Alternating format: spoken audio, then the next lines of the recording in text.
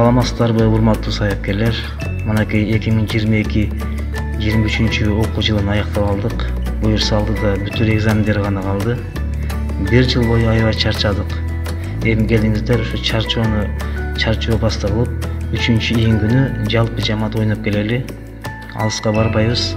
Өзүнүн эле Тоскул ата Токой чарбасындагы Эрменди эс алуу жайына барып эс алып келсек, мына мени видео жүктөп атам. Ушул видеону көрүп, анан өз оюңарды айтсаңар. Бул жерде тейлөө аябай жакшы экен. Шаракайган суунун боюнда көлөкөдө атайын сөөлөр орнотулуптур. Ошол жерде тейлеген кыз келиндер кичипейил аябай жакшы. Отуруп зериксеңер, тоолорго, токойлорго, адаларга чыгып эс алып келсеңер дагы болот. Услугасы ар бир адамга 80 сом экен. Ар бир табак 400 сомдон. Эгер кой сойсо, койду 8 сомго пиширип берет экен. Ушул видеону көрүп, оюңарды айтсаңар.